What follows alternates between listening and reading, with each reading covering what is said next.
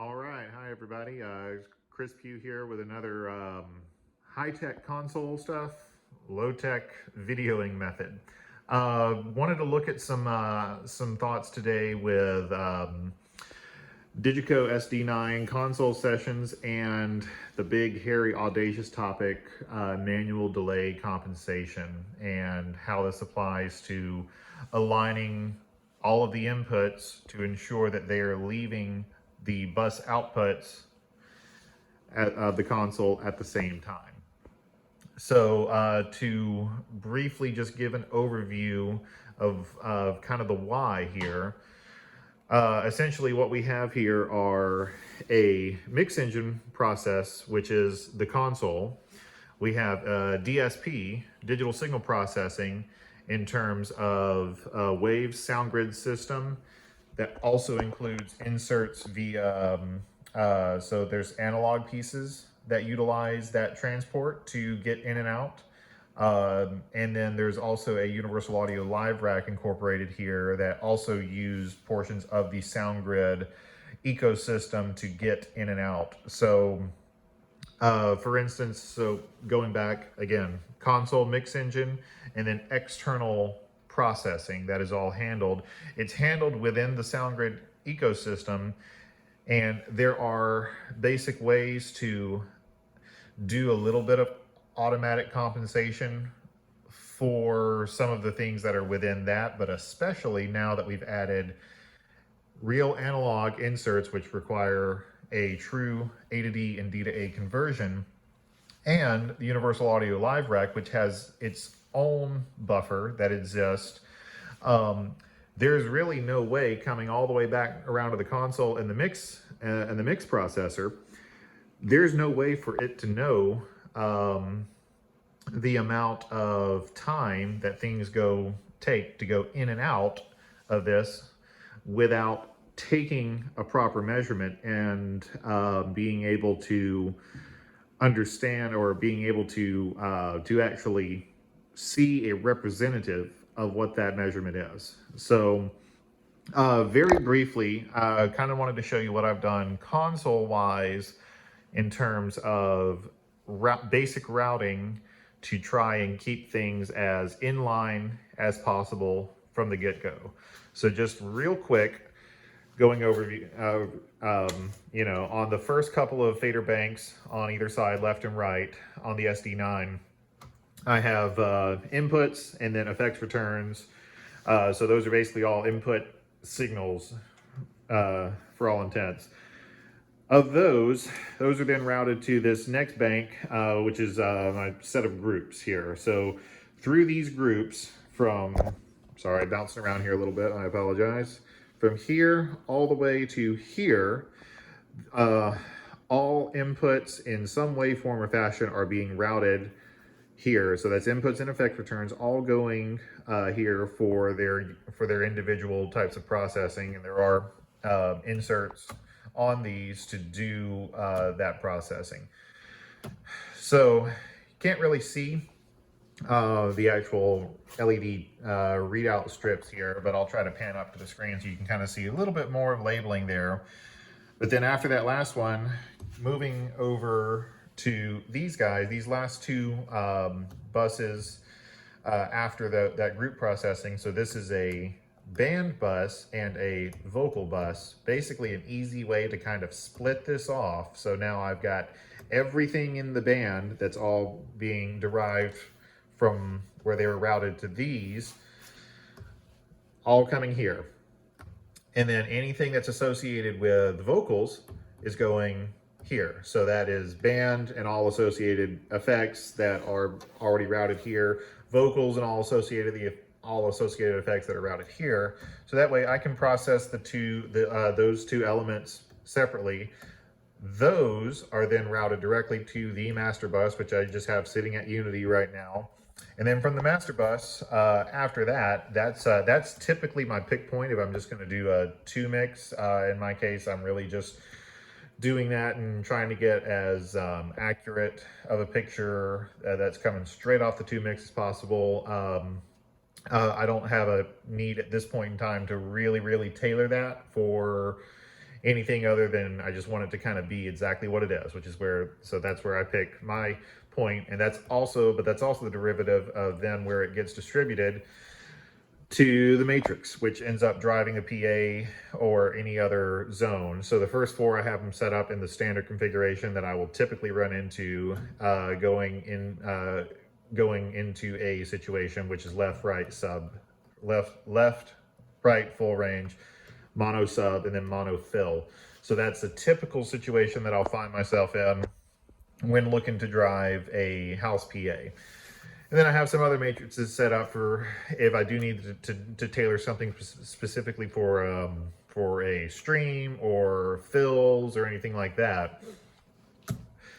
For the purpose of sort of talking through a little bit of this alignment process, we're actually going to be using these last two, and that's where some of this very specific routing and setup for the method of actually making these measurements happen. So diving into that a little bit,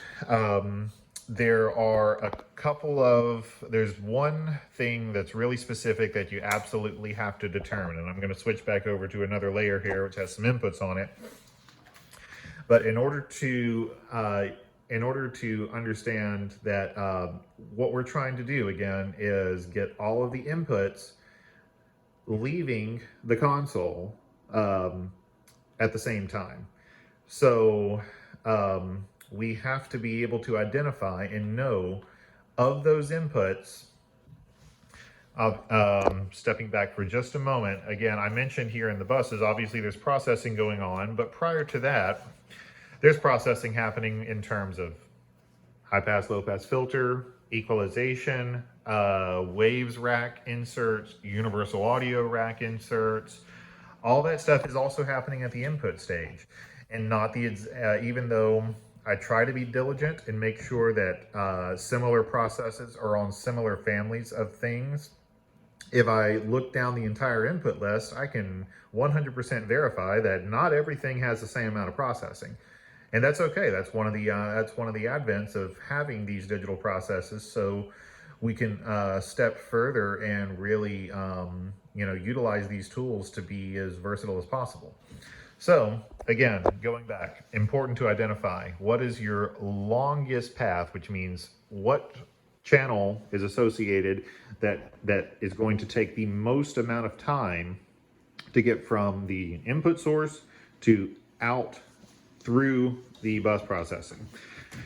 So in my instance, that's actually pretty easily identifiable. I can do it with a pretty high degree of confidence because of just some known things. So in this case, for pretty much any file that I've got going on right now, that longest path is going to end up being a lead vocal channel. The reason for that, when I go back and look at, just to kind of detail it a little bit, the things that are inserted on that vocal channel, there are 4 individual analog inserts that take place. It all takes place via the sound grid insert method, but it's going to take place it's also going to have a real A to D and D to A component to it.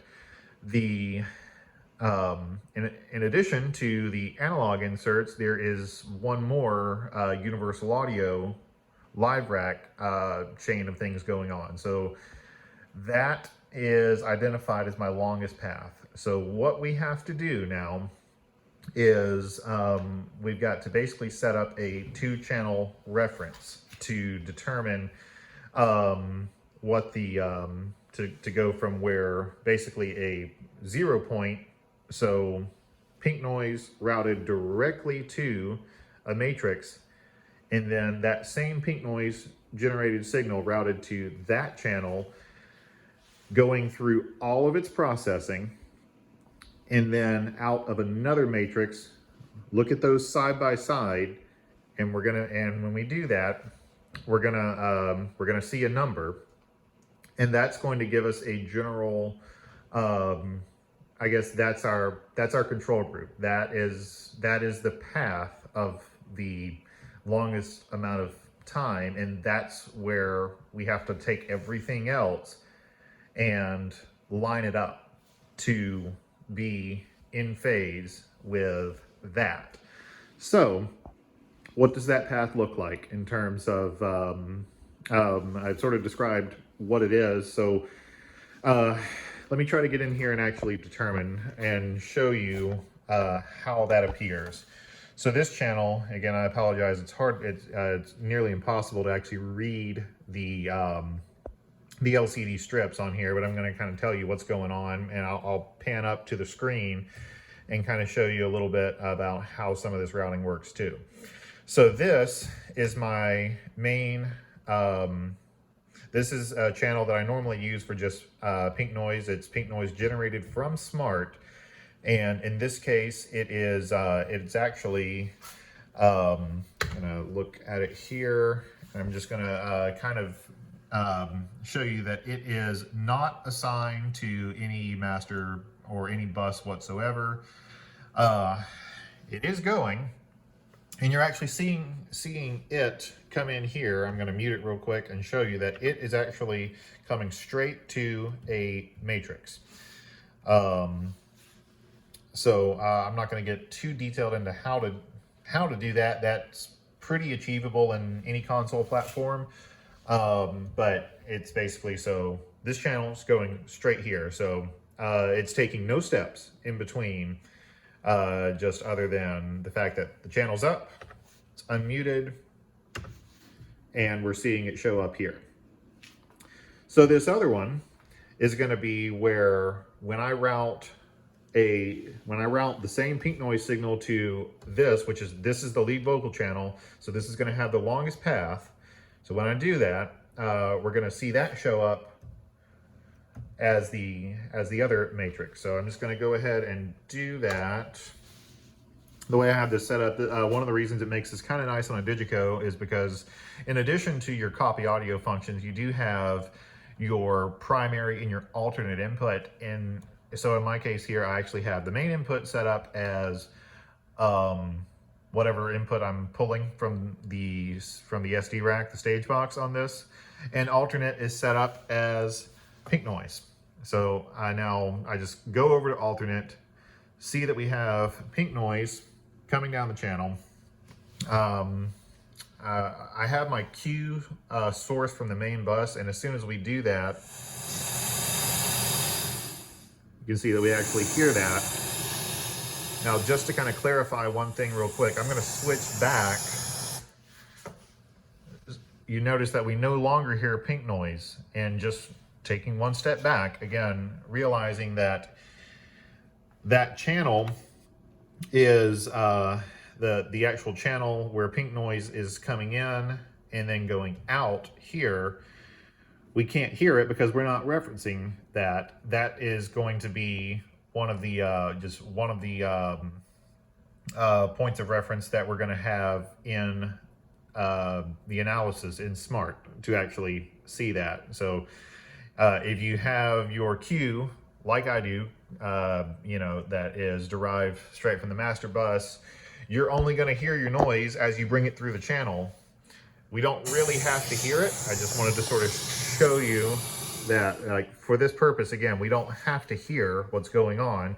We just have to be able to see that now we have the noise that's coming straight from the channel to the matrix, and this is now coming from our longest signal path channel, but before it got here, it had to go from the input through to whatever bus it's being processed, through the vocal bus, through the master bus, and then from the master, now it comes here to this. So now you can see that we have side by side straight pink noise directly from the generator, and then noise that has all of this processing. So when we look over at Smart, I'm just going to pan around here. So we see in this case, I have I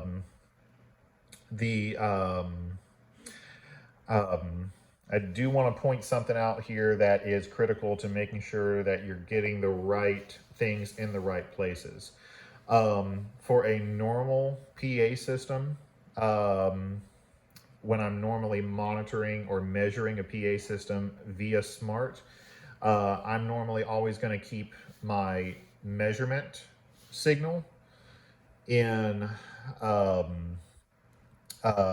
as the first section. And again, clarifying, this is regular. This is just Smart DI. This is just the 2-channel reference. This is not full V8 or with multiple microphone positions. This is just a regular 2-channel point, because that's all we're just dealing with, looking at 2 different reference sources here.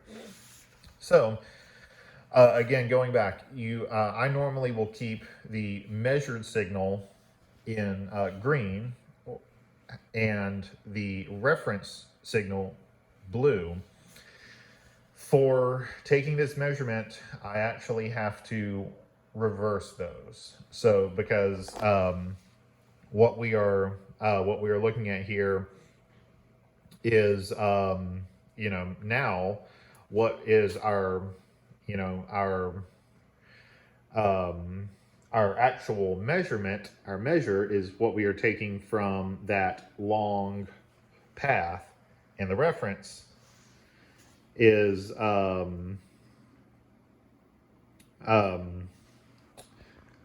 let's see, I'm sorry, I believe I misspoke there.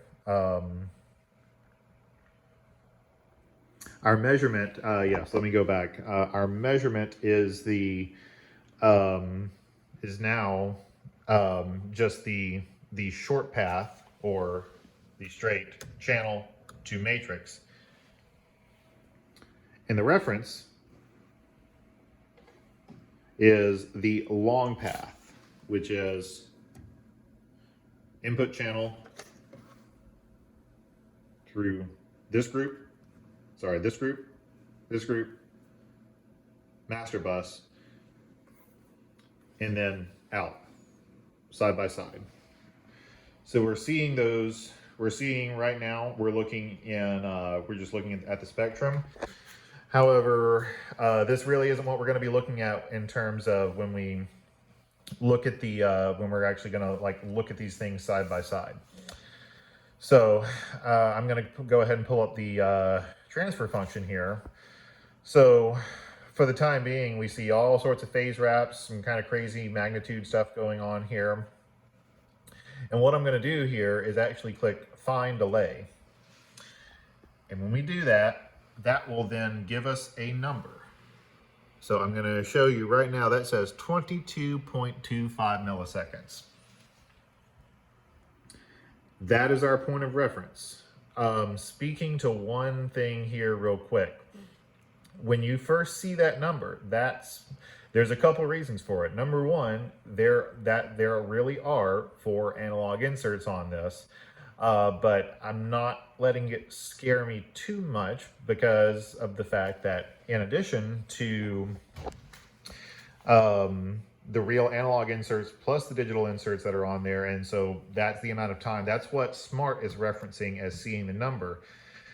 That's not necessarily, that's very seldom in this case. That's not going to necessarily be a real representation of exactly how long it's going to take to get out of the console, primarily because there are buffer settings involved. I'm using SoundGrid as my method of getting in and out of SMART. So there's the SoundGrid driver on the machine that's going to have buffer settings, and then there's the overall system driver that is delegated by the Super Rack host. So all of that, there's going, with those buffers, they add time to it. So however, what we're looking at here, because all of this is going to be relative information, we can look at this and determine, okay, well, that's my point. That's what I want to reference to. So from here, we click Insert Delay. We're going to see that phase trace cleanup quite a bit. You can still see the wraps, but it's much more linear. Same thing with the magnitude. Now, something I wanted to point out here, like you'll notice that if I had no processing whatsoever on this, you'd probably see this magnitude response would be pretty linear or flat. However, something to note with this,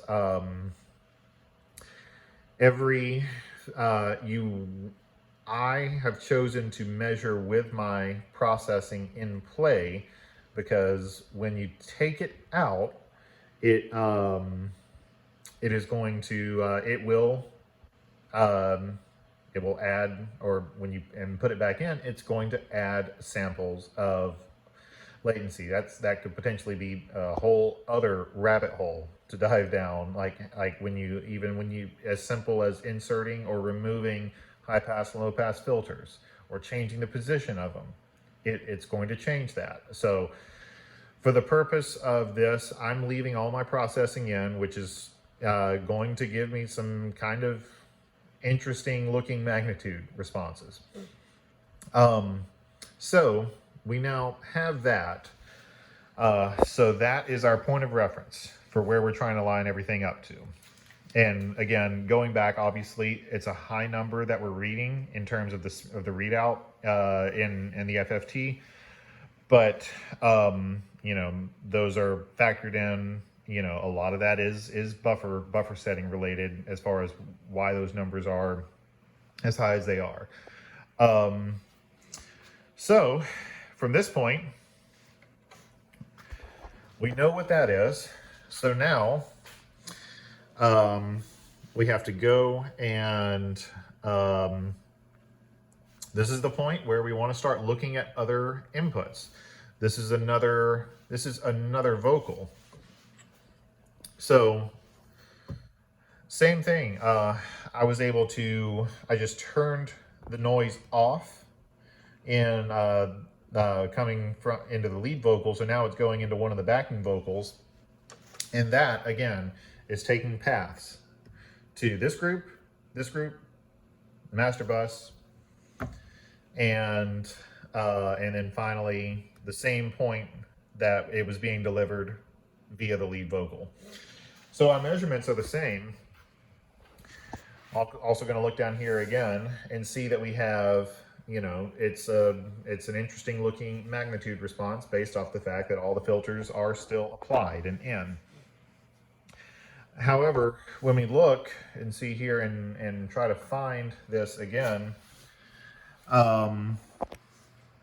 even though this was actually previously aligned, I'm actually seeing a little variance here of it is now 0.06 milliseconds too slow.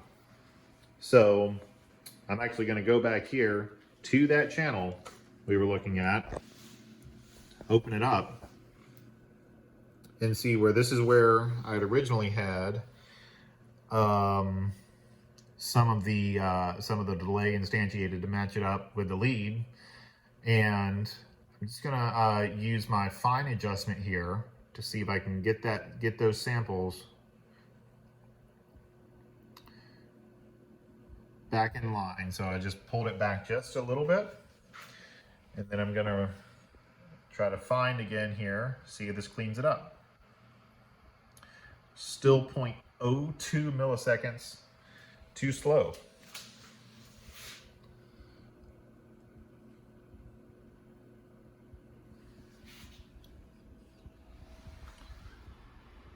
And there we go, we're in line.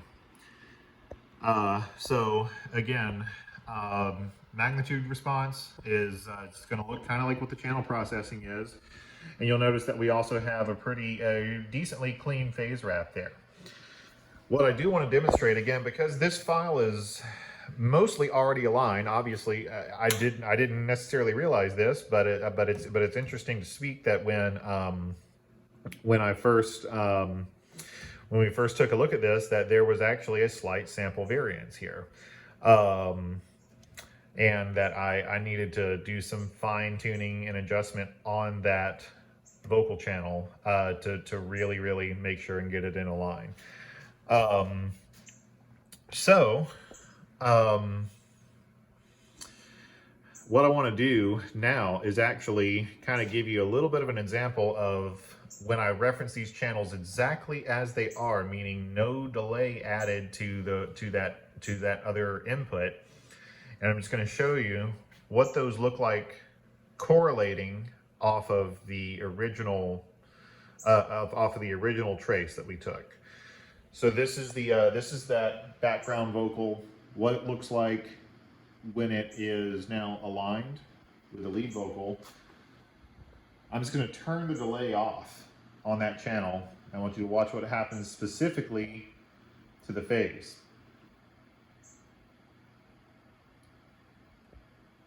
Magnitude's very similar.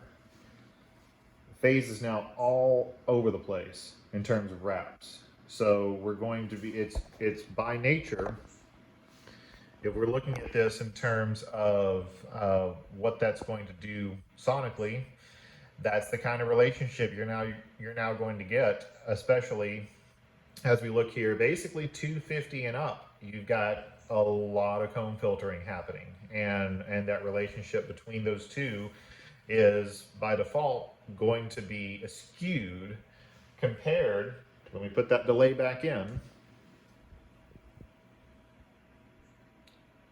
Look how it just smooths right out. Now, whether it's perfectly flat is largely console based in this case. You know, there is still a wrap on it, but in terms of linearity, we now have a much smoother phase response. So the reality is, looking at all of this, I would offer that, something you can do is, when you start to dive down this realm, it's a reality of, again, identifying what path takes the absolute longest to get from the input to your outputs. And then you do need to start referencing every single input on your chain. Something that I did want to bring up regarding the overall, this is probably going to be obvious to some, but I wanted to make sure and just clarify that the primary method that I'm using to get all of this external processing, whether it is the waves stuff by and large, or utilizing analog gear with that, or the universal audio digital gear with that, something to point out and be aware of here is I'm just going to zoom in on this, speaking to this buffer term again. So you'll notice in this case, I have the server network buffer set as low as it will go, meaning that we're taking it's going to be working as fast as possible to be able to get these things in line with each other, or it's going to have its lowest latent path, I should say. The interesting, so the thing to remember is, if for a lot of the reason that sometimes that gets changed is if we start loading that processor down, you can increase the amount of horsepower you have by raising that number. If you raise that number, that is now going to throw all of these, like any alignment, it's now going to throw that out of whack, because you've changed your overall path. So that's kind of the 30,000 foot view of it. Some of the elements I did try to go into detail. I would, if you're interested here, I would highly recommend checking out and some of the places where I really kind of gravitated towards and learned this from, which was Robert Scoville's methods. He's got several posts up that explain it in greater detail, and in truth, he's he's a very big proponent of making sure that, you know, unless you know something absolutely inherently, his instruction on this is far beyond anything I'm going to be able to look at. I was excited to share it because I've got the time to sit here and really kind of put the foot to the fire as far as just really trying to understand exactly what's going on. And you know, and there's also a matter of kind of going back and understanding what this is and what this isn't. So again, speaking, this is making sure all of the inputs are leaving the console, leaving the buses at the same time.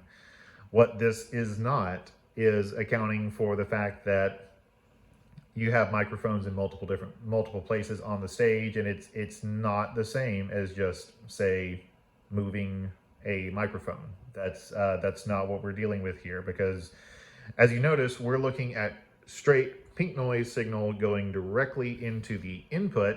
It's never even touching the stage box, the SD rack. So this is pure impulse response off of the channels, as they have a reference of straight through, or as straight through as we can get it, which is the routed pink noise that I normally use for just tuning, going straight to a matrix. And then we have channels that are fed with a split of that same generator that go to another matrix, and then but they also go through all of their normal processing, which has inserts on it. So okay, so we're at about 32 minutes here. That's just trying to aim to keep it under 30. This there's a lot of pieces here that can get pretty involved, but at the same time, I just wanted to be sure and try to be clear on anything. If you do have any questions, or if something is unclear, I will try to clear it up. And more so than anything, if it interests you, I highly, highly recommend looking at Robert Scoville's methods on this, because if there's anybody that would be able to say that they've got it perfected, he really, really has this stuff down to the exact science that it is. So anyway, thanks for watching. Thanks for listening to me ramble, and hope everybody's doing well out there. Cheers, folks.